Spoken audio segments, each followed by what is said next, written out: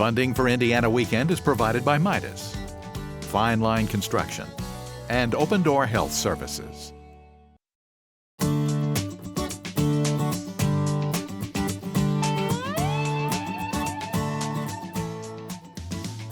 This is Indiana Weekend. Some of the most interesting people and places from around our region. These are the stories you won't always see on the regular news, voices you won't always hear elsewhere. I'm John Strauss. This is a kind of news magazine show with stories just a bit off the beaten path. We're going to turn right here. Okay? Today, stories of outdoor fun and a powerful immersive learning project by Ball State students finding hope amid the scourge of meth. But first, that outdoor fun. It's tempting in the winter to hibernate, to sit inside. We forget sometimes that the great outdoors is still pretty great even in winter. I love the winter, so that's why Josie and I walk out here as often as we can, at least 4 days a week. The cold doesn't bother you? Not at all. I love the bare trees. I love the cawing of the birds. She started walking when she got her first dog. And a friend suggested I take him out here, and he was a Brittany, so he was a game dog, and he would just calm down. It was like he was in his element. So that's when I started coming out here, and then I found her as a tiny puppy, about 2 months old, and she just followed his lead. They went swimming, just fell in love with it. So this is where she's happiest. But wait a minute, what about all those bare limbs, leafless canopies? Can you really enjoy winter in the woods? Oh, it's beautiful in the winter. I mean, you just have to understand that you get to see the textures of the tree more against the bare sky, and there's still color, and I love it. I love how the trees just, you can see the very tops. You think of summer as the big time for state parks, but Tim Miller and his wife Jane Carlson Miller are glad to go anytime. They love winter walking and had done more than 10 miles the day that we met them at Fort Harrison. Well, I like to get out and move around. I hate just sitting still. And the fresh air, looking at anything. I mean, even now the nature's not that gorgeous, but it's still pretty just to see things at different times of year. We're looking for animals, just moving, keeping moving and trying to stay young. They've visited all the state parks, hiking, biking, cross-country skiing. They like to come, stay overnight, and see everything.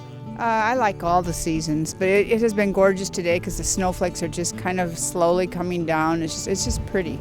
Little ice starting to form, but the air is good and fresh and get your cheeks nice and red.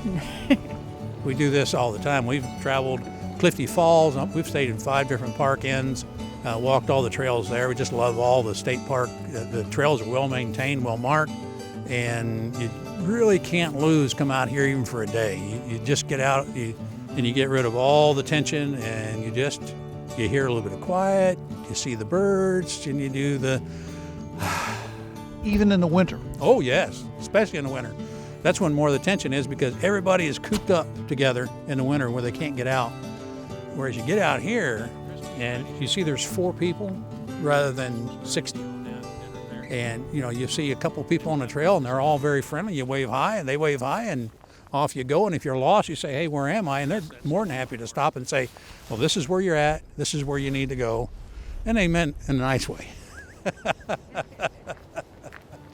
They're from Napanee. He's retired Navy, 56, working in law enforcement now. They fly around to the state parks in their own light plane.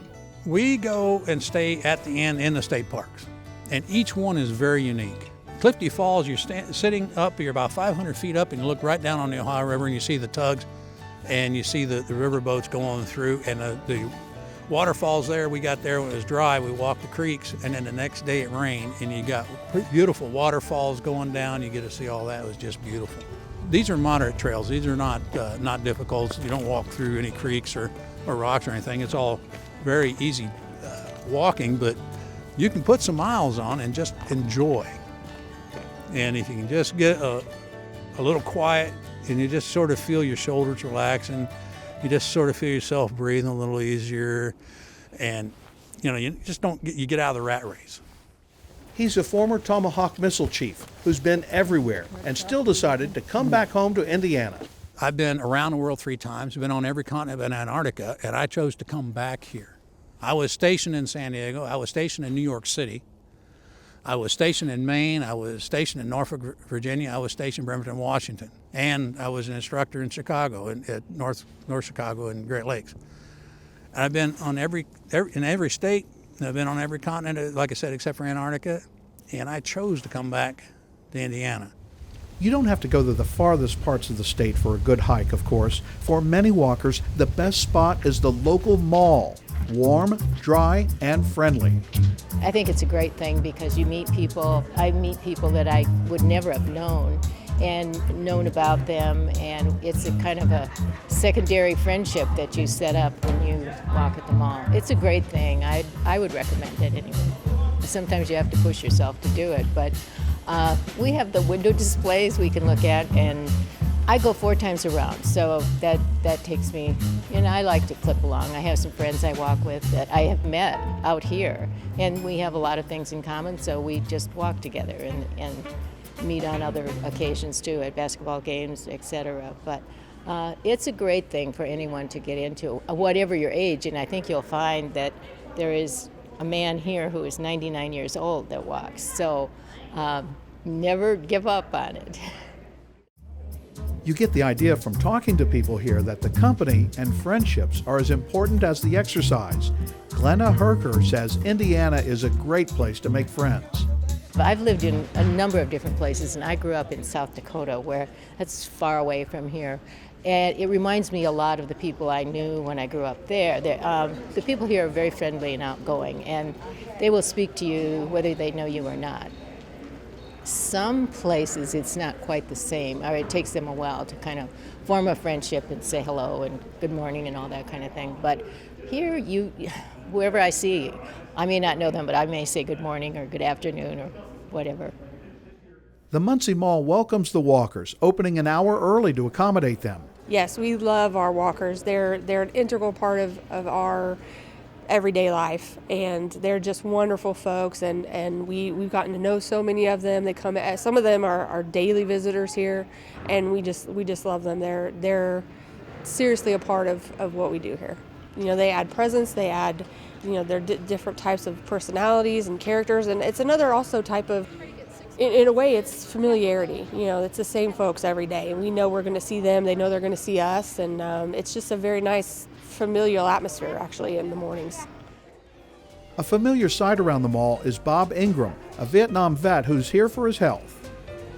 About 9-10 years ago, I was a smoker. I got mad when I quit, so every time I wanted a cigarette, I'd go for a walk. And I got to where this progress, and got over the habit anyway. People here are friendly. It seems walkers are like that wherever you go. Upbeat, glad to chat, glad to be here. Well, I went to the doctor, high blood pressure, so I thought, you know, I can move and walk, I can do that, and maybe I can get off the high blood pressure medicine, lose the weight, I'd be healthier, and there's a lot of people here walking. You know, the new year, everybody's motivated.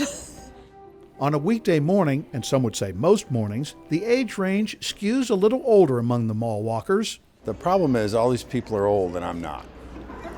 That's my only problem. But actually, we used to come here when it was even earlier, but you know, the mall changed their hours on us. So I enjoy walking, always have enjoyed walking.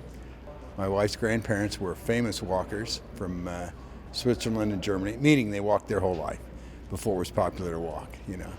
And it's a nice time for me to relax. I enjoy it very much. With a little luck, I'll lose a pound. Beck says he walks 3 times a week, and that's just when his wife Christy steps in to correct the record. I walk more than 3 times a week. I walk at least 6. She's the better walker.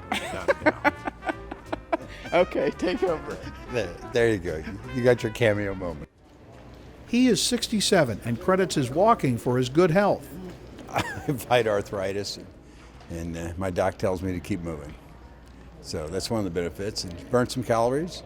It's a great time to think, plan what you're going to do, solve problems of the world, and enjoy it very much. I'm thankful that the mall's here and they open up to us for us, and it's so convenient. And there's although I'm not a part of the crew, there's quite a little culture out here, you know.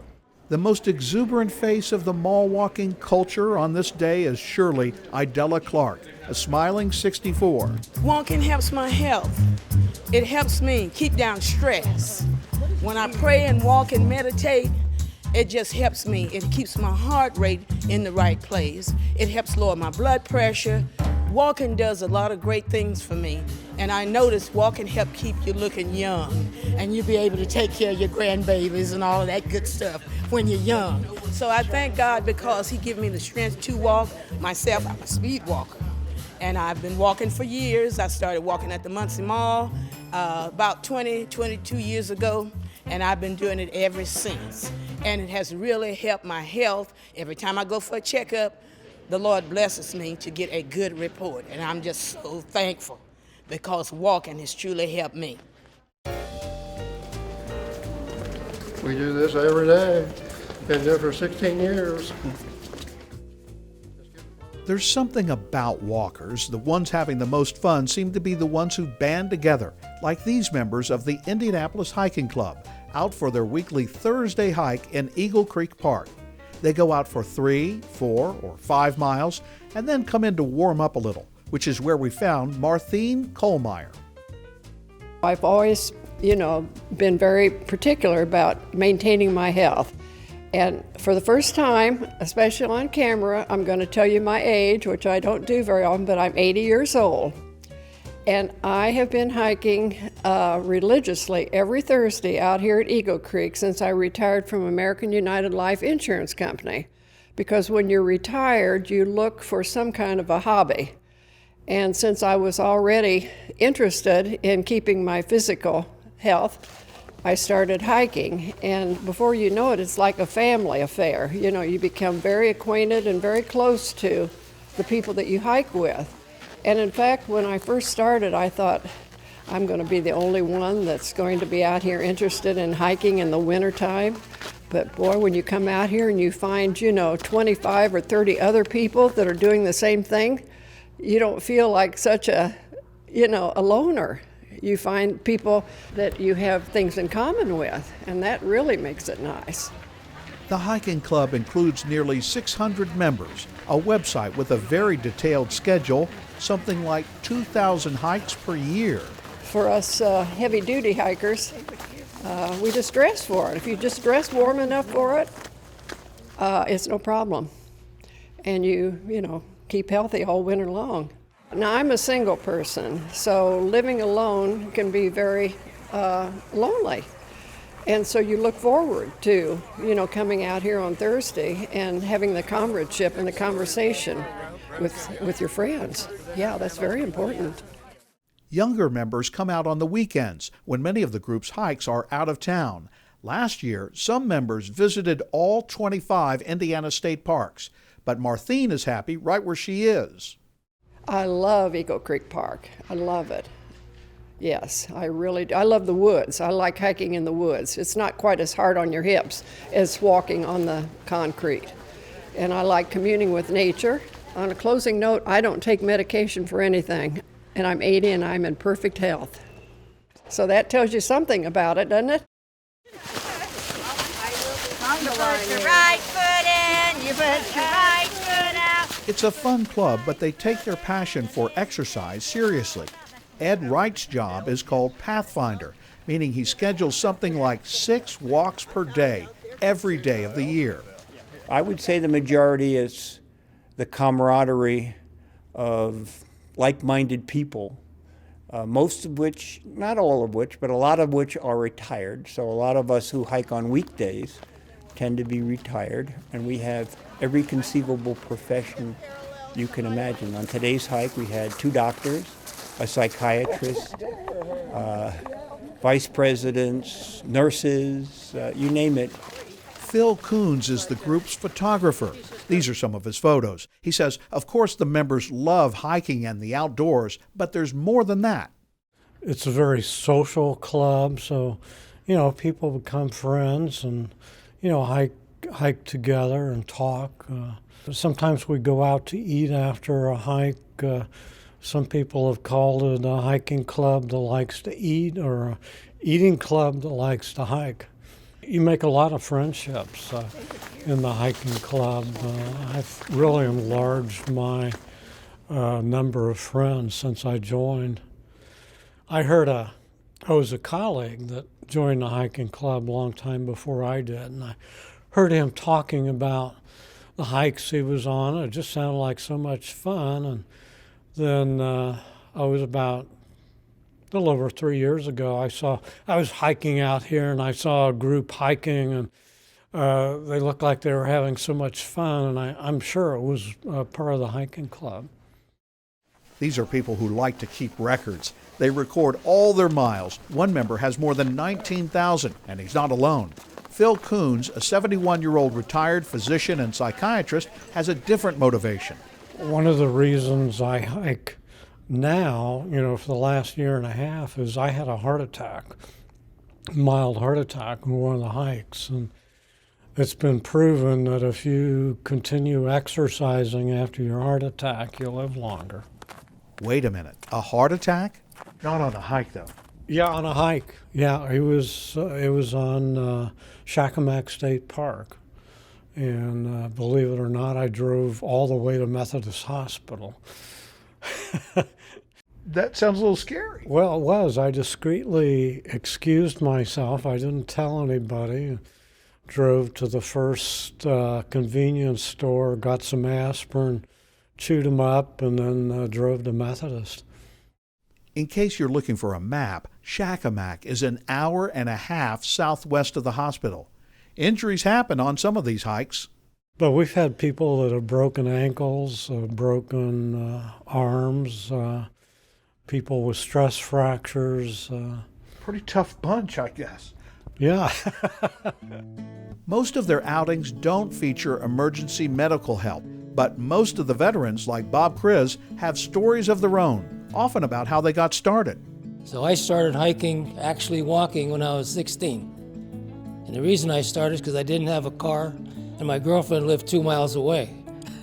So I had to hike or walk to there and back, and the walking ultimately turned into hiking. So since I started hiking, I figured my personal mileage, not including the club, is over 100,000 miles. The Indianapolis Hiking Club folks all talk about the health benefits, though it sometimes takes a while to get there for the newcomers. They probably are surprised at how out of shape they are when they go on a very short hike. Sometimes as short as 2 or 3 miles. It seems to be a chore. And I always advise them to start slow, buy good shoes so that your ankles are protected, and then build up. It's good for your internal organs, it's good for you physically, it's good for you mentally, it's good for stress, and I'd recommend it to anybody of any age. The hikers all seem to have that healthy glow of the outdoors. Bob is 79 years old. If they find the fountain of youth, you'll probably have to walk to get to it. I've been active physically all my life with sports, and I just utilize walking as my final effort to stay in shape until my wake. If you found yourself smiling with Bob Kriz, maybe you got a sense of the infectious optimism of the hiking club folks and the mall walkers and the people at Fort Bend. You could say they're high on fitness, hooked on health. That's more than just an expression. The book Positive Addiction talked about the benefits of running and meditation 40 years ago. It seems that chasing good feelings of one kind or another is just something we do as people. And of course, not all addictions are positive. How many times have we read about the scourge of meth, for example? Now, a new project from a group of Ball State students and their professors is taking a new look at meth, the faces of addiction, and possible solutions to the drug crisis. Being high on meth is like being on fire from the inside out. Being high on meth is like nothing else I've ever felt. It's good and bad all at once. It's pure bliss and joy, and you feel more free than you ever have, and at the same time you feel more scared than you ever have.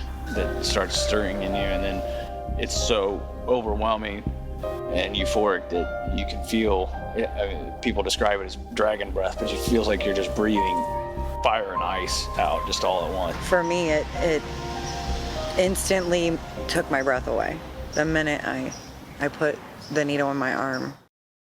Ball State professors Terry Heifetz and Julie Metzger led a class of 27 students on the project called Unmasked, the Stigma of Meth. The people who are kind of the centerpiece of the documentary, the people who are recovering addicts of meth, just have such an amazing story to tell, how they got into it in the first place and then their struggle to get out of it and the turning points along the way really left an impact on me. One of the people that's in there, Brian Graham, talks about how he was in jail and one of the guards gave him a Bible. And he read that and he said, I have to find a way to overcome this. And that leaves an impact to someone, whether they're religious or not. Just hearing him say that, that was kind of his turning point of making a change, really affected me. And methamphetamine is basically a stimulant and long-acting, so you will stay up for days at a time. Not getting sleep causes paranoia, delusions, hallucinations. I was usually part of the in crowd, but I never felt really comfortable in my own skin. I found that using kind of lubricated that. It made it easier. You know, I seemed to be able to communicate with other people easier and get them to laugh, and I felt like I was more of the life of the party. We really felt like it was an opportunity to take a story that a lot of people care about, or at least it's a kind of story that a lot of people should care about, and use all the platforms at our disposal to reach the widest audience. And so we have a documentary, we have a 40-page classy magazine, we have a website that includes news videos and a series of podcasts. And I kept saying, I'm not trying to stop meth. You know, I'm trying to stop meth labs. And I'm trying to stop meth labs because of the children that we find in meth homes and the damage to those homes. If there's children present and it's in a rental property, the children are exposed to a hazard that they may suffer respiratory problems for the rest of their life. But it's all over our community. We see it, neighbors, we find mobile meth labs in our alleys, and we see needles all over our neighborhood. We used to have these neighbors that looked out for the houses, and everybody was really kind to see every day, and now you see them houses empty, and it's really sad. It's a rental. The landlord can't afford the thousands of dollars that it takes to clean up a meth house, so they just walk away from it. It goes off the tax rolls, it becomes a blighted house. $31.2 million a year was a number IDEM pegged for the cost to homeowners for cleaning up the mess. $1.87 billion is the overall cost to our society on an annual basis that Indiana University puts on it. The Ball Brothers Foundation is underwriter for the project, which seeks to put a face on the problem. It's not just seeing someone's mugshot in the newspaper and that they were busted for having a meth lab in their house or for possession or for whatever it may be. It's showing these are real people who have gotten caught up in addiction to meth and other drugs. There are neighbors, there are family members, there are coworkers. And a lot of people didn't realize that before. There are a lot of people in Delaware County and Muncie and really all across Indiana who they hear that there's a meth problem, but they don't really know how it affects them directly. This shows that they're indeed people who they know and care about who are impacted by this. One of the things that Ball Brothers really felt strongly about was that they wanted students to be in the community to see what Delaware County was really all about. And so for this kind of experience, they got to learn that. They got to see that these are real life issues for communities, not just in Indiana, but all across the country. And they talked to public officials who actually put them in touch with our primary sources in this series, and they spent many hours with them, really getting to know them as real people. They saw they had families and children and hopes and dreams, and they saw that they were having to cope with this decision that they made for years afterward. And I think it really it impacted them, and I think it'll make them a better journalist going forward. The documentary and magazine are only the beginning. The group is also taking the project out to the community. We're going to have a couple of community showings of the documentary. One for probably primarily a campus audience that will be shown on campus, and then one in the community at Muncie Civic Theater as well. And we're going to have some panel discussions that follow those that will have a little different flavor depending on the location for it. But already we're getting feedback from people who have watched the documentary online about the impact that it's having and how they want to share this with their family, their friends. One person emailed me and said, you know, I hosted a watch party at my office and we all huddled around and watched the video or watched the documentary. They said one surprise in putting this together was how willing people were to talk about the problem. I was shocked when Julie and I first started working on this. I said two things. Number one, no one's going to want to talk about this problem. They're going to want to sweep it under the rug and not explore it. And two, we're not going to find any students who want to do anything with this. And I was wrong on both of those. Everyone wanted to talk about it, from the mayor to the sheriff to the prosecutor to people who were addicted. Everyone wanted to talk about their story and how they want to help us overcome this problem. And from a student standpoint, I thought no students would be interested in doing a documentary and magazine about meth. Well, when Julie and I kind of put the call out there for students to sign up, we had almost double the number apply for it than we could accept into the project. I was stunned, and the quality of the students that we got was fantastic. It seems that dealing with a problem like meth has to involve talking about it, sharing information, sharing resources. For more information on the documentary and the other materials, go to stigmaunmasked.com. To connect with the people from the Indianapolis Hiking Club, you can go to indyhike.org. And for a good walk with some friendly people anytime, check out your local mall. That's our show for today. Thanks for being with us. Hope you'll join us next time when we find more stories off the beaten path from around the state on Indiana Weekend.